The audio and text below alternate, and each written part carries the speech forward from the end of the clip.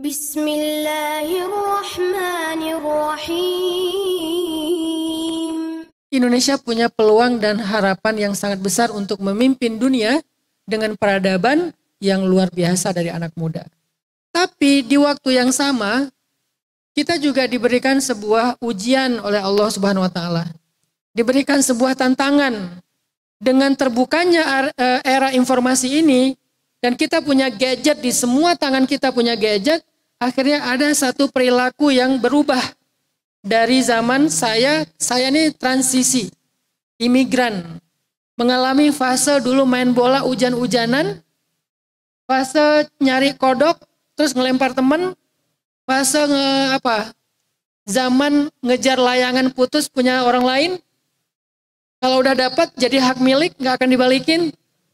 Dan zaman-zaman tahun 90-an yang sangat indah itu, yang kalau kita lihat di video-video TikTok tentang tahun 90-an itu rasanya kayak kangen banget pengen balik ke tahun itu. Sebelum ada gadget yang kemana-mana tuh nggak pakai sendal, bahkan kadang nggak pakai baju juga, cuma pakai celana merah itu. Yang TV di kampung cuma ada 2 rumah, yang paling kaya. Dan kalau sore jam 2:30 tuh mau nonton, itu nggak boleh masuk karena kaki kita kotor. Kata kakaknya tuh nggak boleh masuk, kaki kalian kotor. Akhirnya nonton dari jendela. Fase itu. Tapi juga kemudian masuk ke fase adanya gadget, adanya sosial media. Sehingga saya ngerasa kayak banyak para peneliti psikologi juga menjelaskan ada pengaruhnya kepada behavior, perilaku dengan adanya sosial media yang sangat terbuka, yang sangat instan dan seterusnya. Salah satu di antara problem era sekarang adalah problem mental issue. Di zaman kita dulu masalah ada, tapi kita mungkin nggak mudah stres ya. Nggak tahu kenapa nggak gampang stres. Kita dulu jarang loh yang kayak stres, pengen bunuh diri, kayak gitu tuh jarang. Kenapa? Karena stres dibawa main aja udah. Banyak main, banyak manfaat jadinya.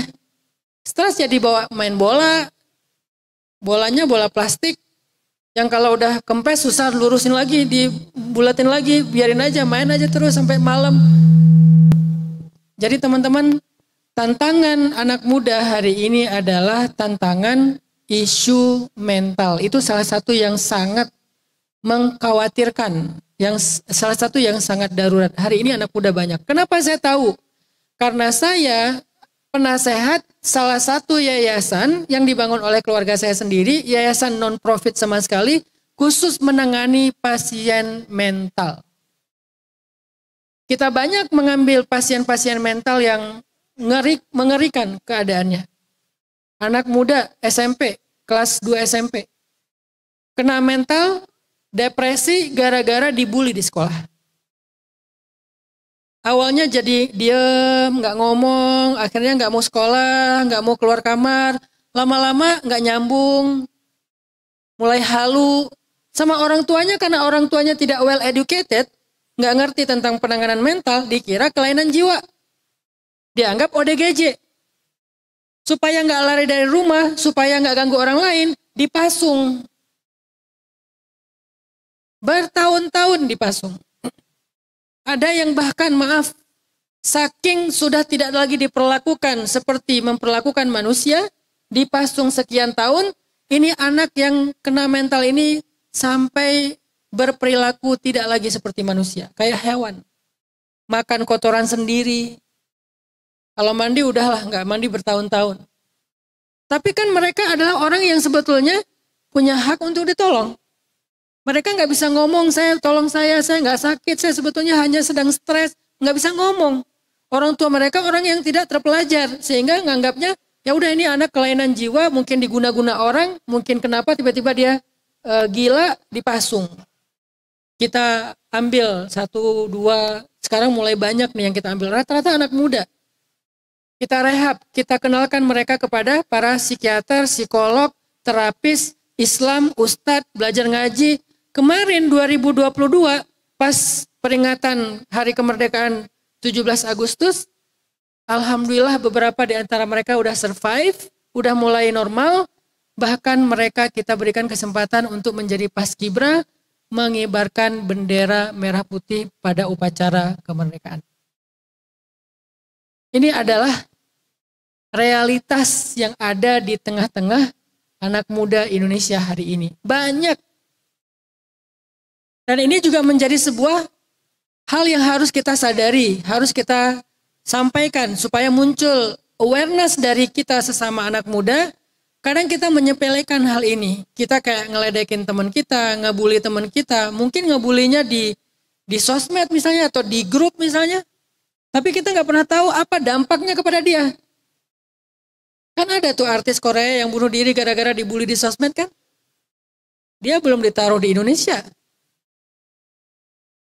Di Indonesia lebih keren. Jadi dia belum menghadapi kekuatan powernya netizen Indonesia yang luar biasa ya. Baru menghadapi netizen Korea. Netizen Korea mah masih ya santai lah. Itu aja bunuh diri. Kebayang nggak tuh artis Korea ditaruh di Indonesia? Artinya kita nggak pernah sadar loh teman-teman. Gimana dampak dari komen kita, dampak dari postingan kita, dampak dari repost kita, dampak dari broadcast kita di grup, atau sekedar kita nge-replay, kita nggak pernah sadar dan itu dampaknya bisa merusak mental saudara kita, teman kita yang lain. Ini juga hal yang kita perlu sadari. Dan ini jarang dibahas di tablik. Ini jarang dibahas di atas mimbar. Ini jarang dibahas di dalam majelis ilmu. Padahal ini adalah realitas. Dan salah satu di antara tugas dari para ulama, dai, majelis ilmu itu adalah islahul waqi', memperbaiki keadaan realitas. Nah, karena saya concernnya di anak muda, saya ngerti realitas ini. Sehingga saya perlu merasa menyampaikan kepada teman-teman anak-anak muda yang hebat-hebat di sini tentang ini adalah masalah besar yang sedang terjadi dan terus kayak kayak bola liar dan bola salju yang semakin lama menyebar kemana-mana dan semakin besar. Sehingga dalam masalah ini, dalam isu mental, saya ingin menyampaikan dua hal. Yang pertama, bagaimana kalau kita yang jadi orang yang sedang mengalami itu? Mulai dari tingkat yang paling sederhana, stres aja. Kenapa stres? Banyak faktornya.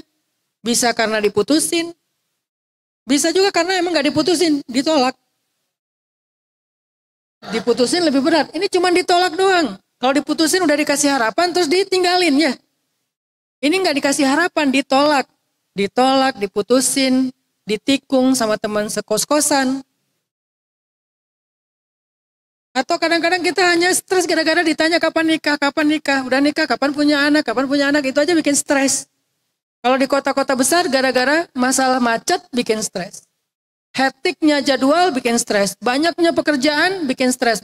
Deadline yang luar biasa bikin stres. Beberapa perusahaan dengan tower tinggi di Jakarta, ada beberapa semacam sosial eksperimen dibikin di sosial media.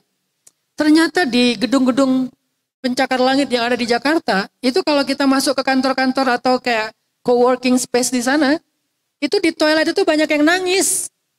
Kenapa? Saking stresnya dengan kerjaan, dia nggak bisa nangis di ruang kerjanya, dia masuk ke toilet, pura-pura mau misalnya hajat, di dalam toilet itu nangis.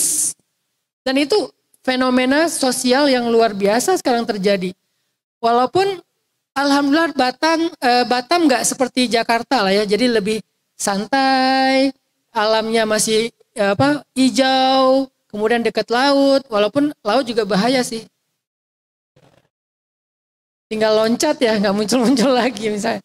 Ya maksudnya bisa olahraga dan seterusnya. Artinya, tapi tetap bagaimana kalau kita yang mengalami masalah mental. Mulai dari level paling ringan, yaitu stres, kecewa, sedih. Bagaimana kalau keluarga kita yang mengalami masalah mental. Walaupun level yang paling ringan, adik kita sendiri, pasangan kita, anak kita, orang tua kita, kakak kita, gimana cara kita menangani ini atau memberikan sebuah langkah preventif mencegah. Gimana caranya? Ini poin pertama. Syukran ya Rabbi, syukran. Hadaita qalbi, syukran.